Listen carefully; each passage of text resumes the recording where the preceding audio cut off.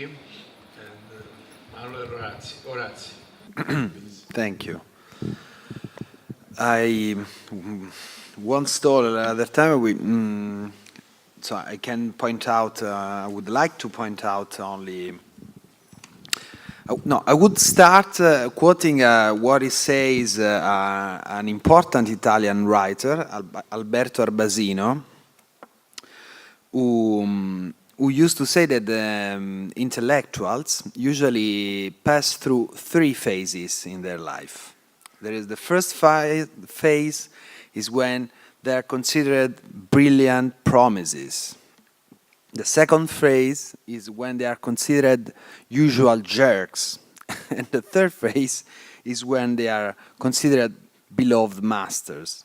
So as Peter clearly is in the third phase and I'm dangerously getting into the second one, who am I mean, to criticize Peter, even if, of course, I have my mind. For example, I don't know you, but I never could understand what exactly is the metaphysic of presence. That for him is architecture. Is for years I keep asking myself what is exactly, and for me it remains a mystery. But apart from that, to be serious, thinking about a subject like Against Eisenman, and it was very interesting what John said about the traces of impossibility. I don't know if it could be Borges, the author of that writing at the time. Yes. And also what was saying Panos, saying that Eisenman Against Eisenman reminds me, and again, the essay by Giorgio Ciucci when he writes of Eisenman as Giano Bifronte, Janus, the ancient Roman god with two faces, so two masks. So we're getting more and more difficult. But also because at a certain point, Eisenman discovered that his surname, on the contrary, is Amnesia. So Eisenman Amnesia. So I wouldn't go further on this path, and I will go to an end quoting maybe the best adversary of Peter. There were many enemies, so-called, as you do in New York, enemies. We could talk about Bruno Zevi, Daniel Libeskind, Chris Alexander, Robin Evans, that probably wrote the harshest essay against Eisenman. But surely the maximum level against Eisenman, it's clearly, to me, Robert Venturi. No question about this. Also because the early career of Peter Eisenman, to me, was shaped much more than Alexander, to me, in the confrontation with Venturi. And from this opposition, which was very coherent until nowadays, I think, quite, I learned more. I really learned a lot.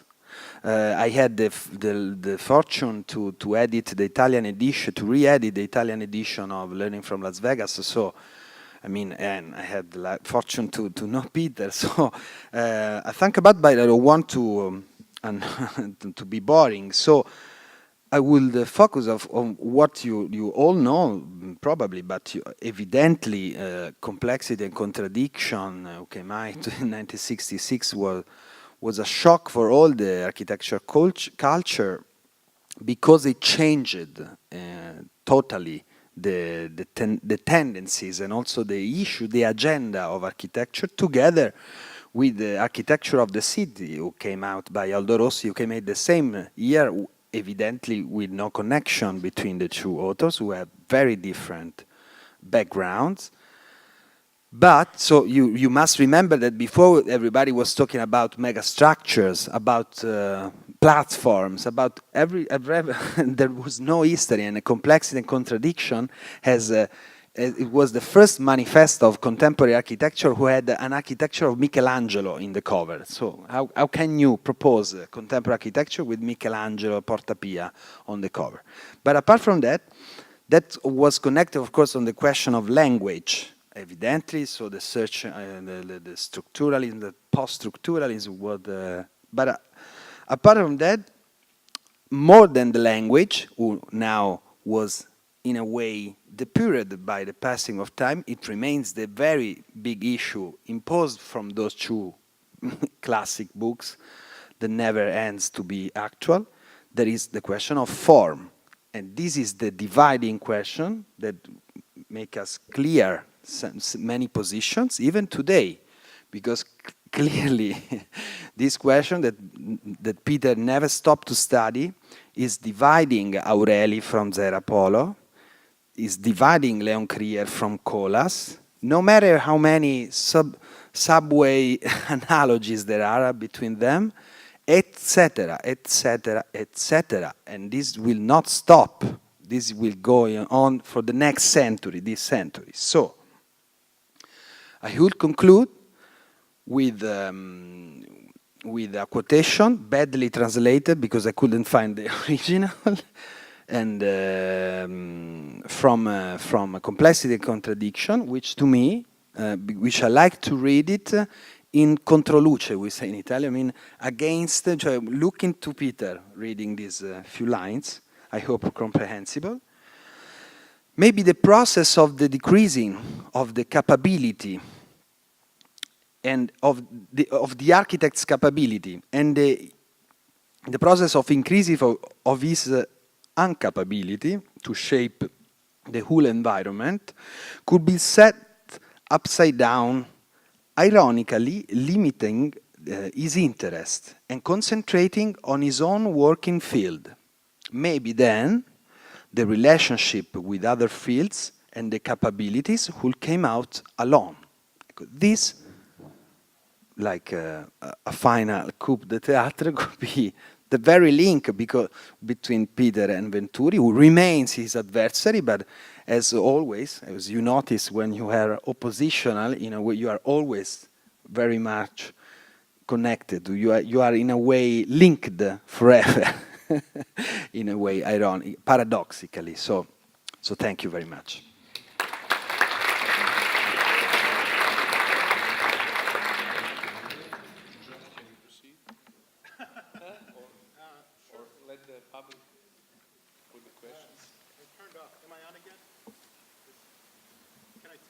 You have also the second possibility. Yeah,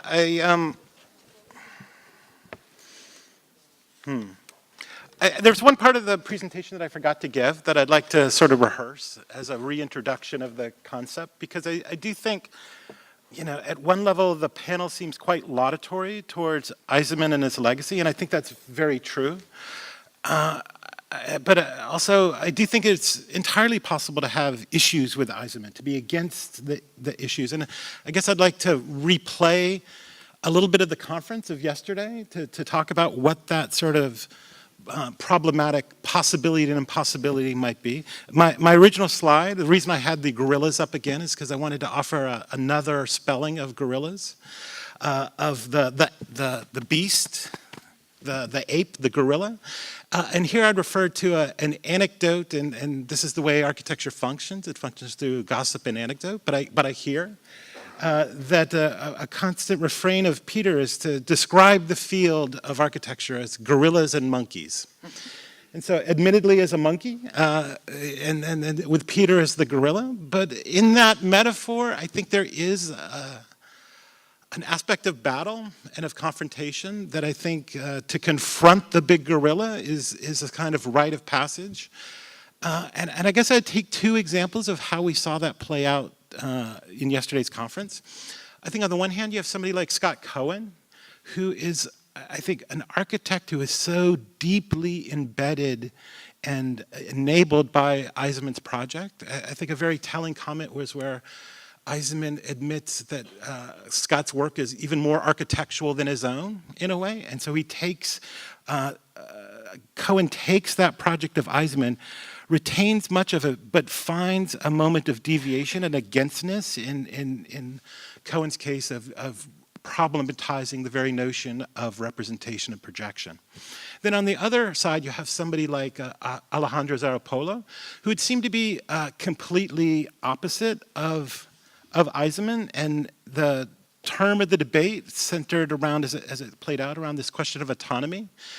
And so seemingly in Zaropolo, you have the exact opposite. And he seems to adopt a strategy which would seem to be possible in that to never allow the possibility of the category as a way to start. In that sense, I think once you engage Eisenman's work, one is inevitably drawn into the argument. And so it's almost like a Medusa. Like you can never look at it. If you never look at it, I think there would be another possible way architecture could have developed. But I think for the most part, everybody looked.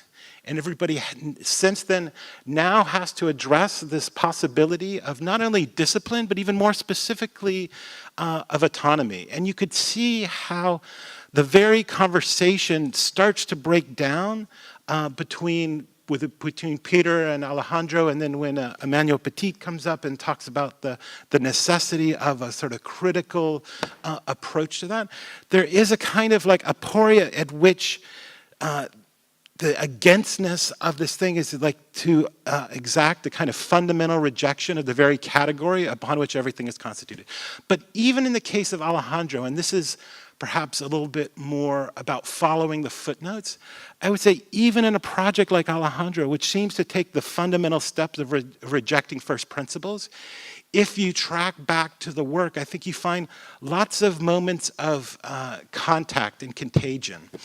For example, you can go back and look at the very good interview that Alejandro did with Peter Eisenman for El Croquis, and you see that moment of connection. But you could go back even further if you read the text that Alejandro wrote of his own educational autobiography. He talks about his time at Harvard and the influence of somebody like Michael Hayes, who was an instructor of mine, a well-known theorist in America, whose very work is constituted out of the nexus of Eisenman and Rossi, and the very possibility of an autonomous architecture. You can see the sort of infectious nature of these very terms of debate that have occurred and populate the imagination, even in those characters that seem very much opposed to the position at the end. And this is, I think, the quite interesting conundrum of dealing with the Eisenman's legacy. I think at every juncture, one can articulate issues with projects, issues with specifics, issues with even the fundamentals of the possibility of a reading architecture or the possibility of an emergent architecture out of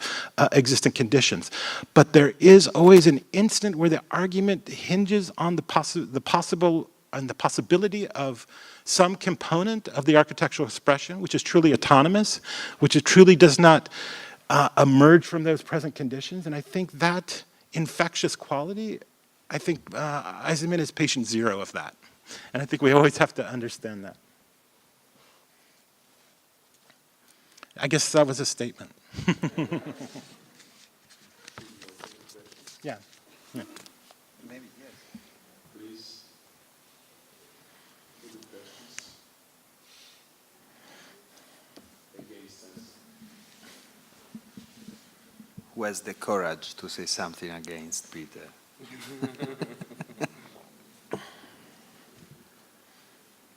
But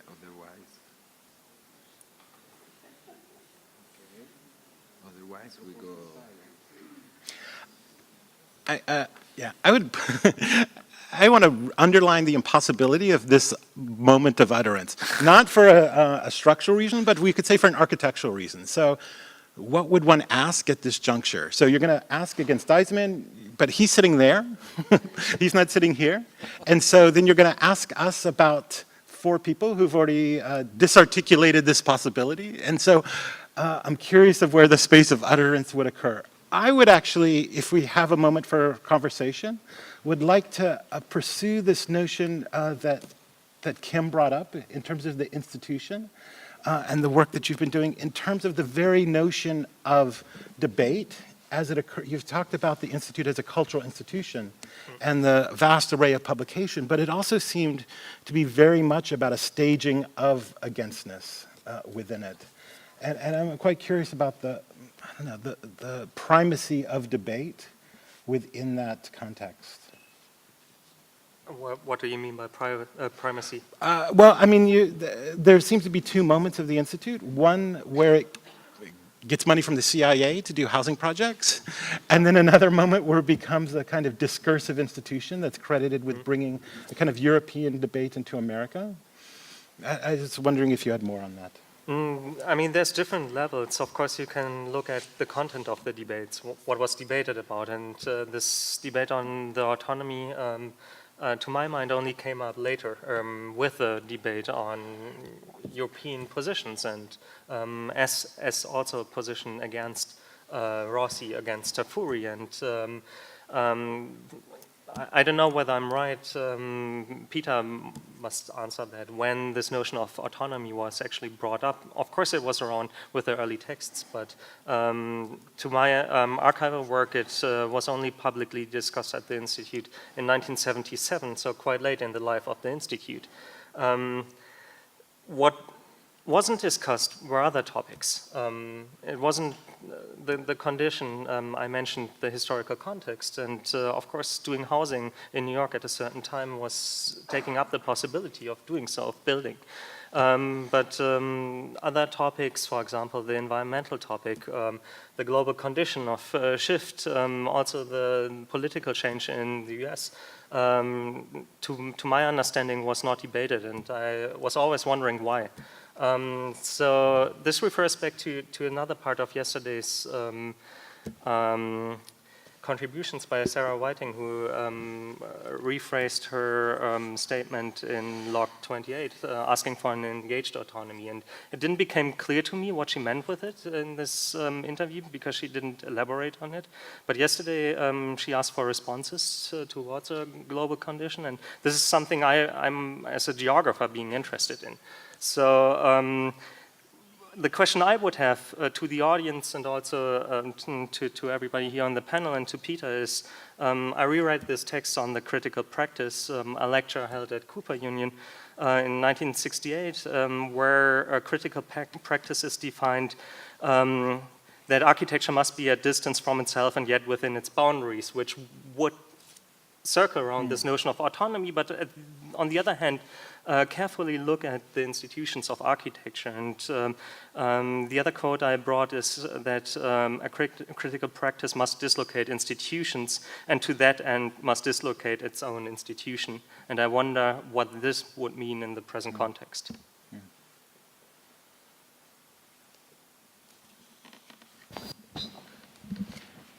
I want to add to John's anecdote that Peter has the tendency indeed to differentiate between monkeys and gorillas, and there are more such categories. There are spider monkeys, proto-monkeys, and gorillas. And I remember that in 2000, when I TA'd for Peter, there was one session where he said, "Come, there's a car waiting for me. We are going to the MoMA, where I'm debating Richard Rorty," which I think, in the context of a panel on against Eisenman, is one of the guys to mention. In the car, he said, "Sit in the car and be quiet because I'm going to meet a real gorilla."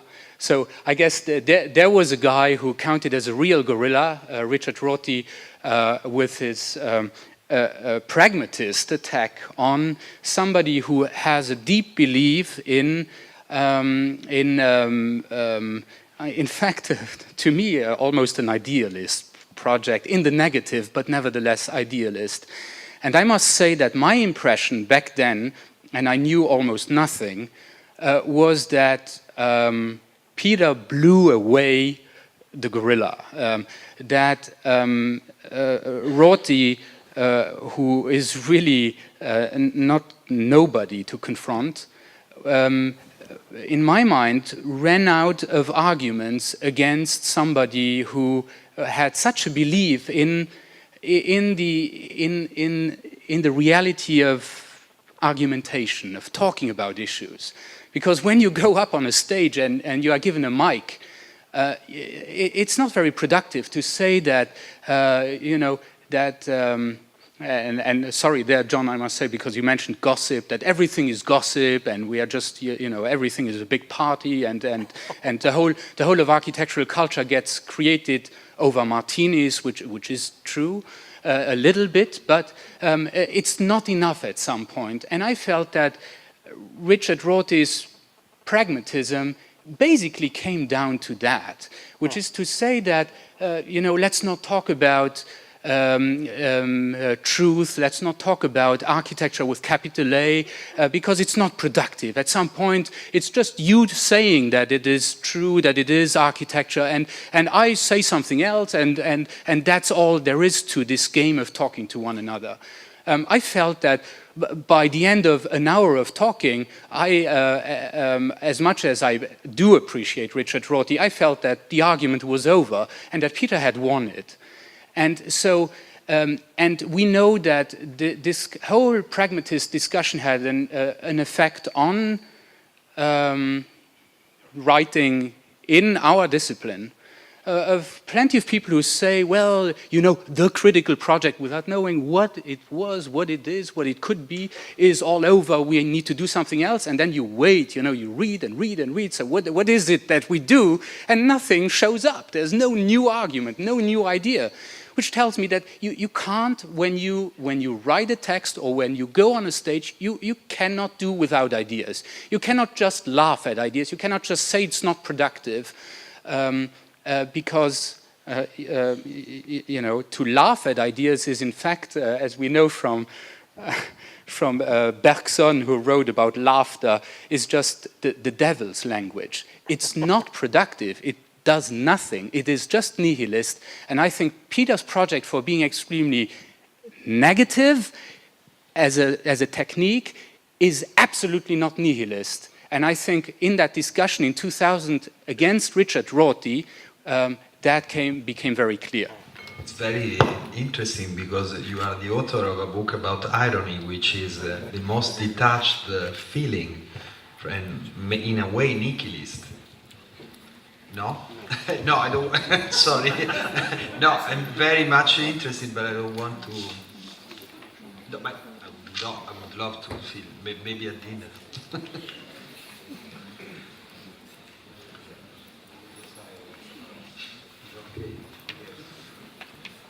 We are very on time. We should wait a little bit for the questions. Why? Well, a few minutes and then we'll close. Put the last question. Maybe it's the time. You want? You need this? It's a question for Peter. It's a question for you. How could we define the term progress today? First of all, I can spend about an hour telling you against Eisenman. And all of the people who believe in the program for the environment, let's say, all of the people who believe in progress, and I as a social program. I've always said that architecture doesn't do good, it's against doing good. And yesterday Sarah Whiting said, she ended with something like, to hopefully make things better. And I said the only better that could possibly be is to make architecture better, because architecture in fact doesn't make anything better. And that's a poor idea. Nobody in Le Corbusier's housing project is made better because there's architecture. Nobody in most situations are made better by anything to do with architecture. And precisely all of those people who believe in progress, betterment, environmental betterment, sustainability, all of those kinds of bottom-up ideas of we don't need authors, we don't need elite people who think. I mean, you should know the whole spectrum of opinion, perhaps even in this room, would be against Eisenman, as they would be against you all as well. And so I don't think it's very difficult. I think what John was trying to do was negotiate among the people who would be with us or together, what are the issues that you could run against? Because the whole professional organization of the American Institute of Architects is against all of you and me, right? All of, I won't mention it, but some gendered faculty would be against some of us other gendered faculty. All of us younger than me and a generation younger than you all would be against us naturally. People who would be against the project of form or against the negative project. They say, oh, the negative project is over.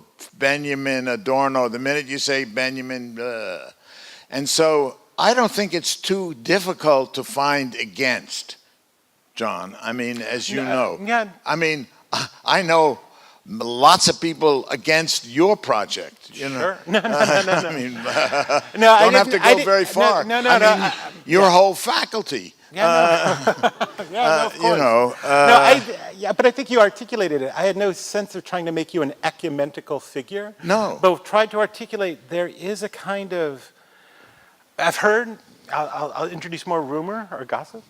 Like the only way to win a fight with Peter is to not agree to the first principle.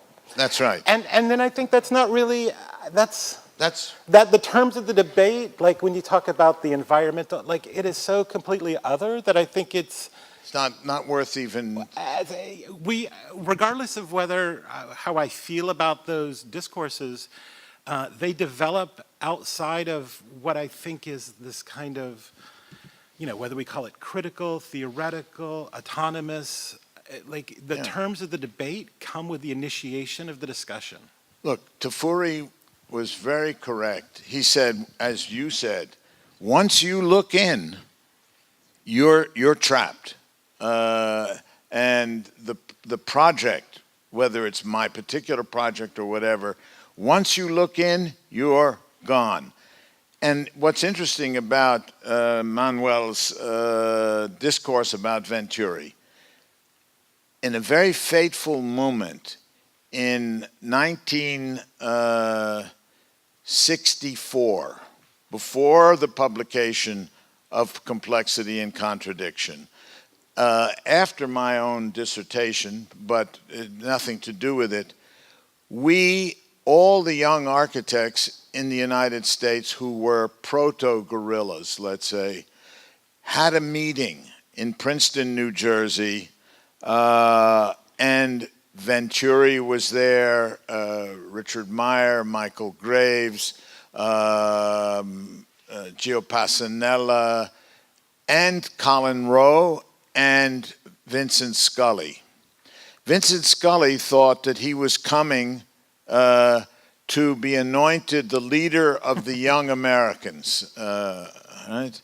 And Bob Venturi came because he thought he was being anointed as the young American, all right? And all of us were, you know, we were playing pool, smoking cigars, pretending to be, you know, whatever, right? It was a real macho. There were no women in architecture then. There were no women at Princeton. I mean, it was prior to gender. And it was, nobody thought, hey, there are no women here. You know, why would there be in 1964? There weren't in any of the universities. There weren't in any of my classes in architecture. So that fateful moment, Bob Venturi realized that he better get out before it was too late. And after smoking cigars and playing pool, the next morning he got up with Vincent Scully and came to the front and said, "We're leaving." And he left, never to return, and Scully left, never to return. And it was that moment of realization that Venturi and Scully, and of course, Scully is the guaranteeing institution for Venturi, as Roe was for me and others, was that moment where, in fact, that conflict, which was to become complexity and contradiction 2 years later, first articulated itself.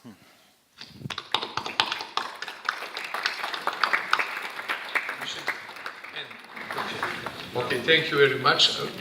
We should end now our session. See you in half an hour on the lecture of Mr. Peter Eisenman.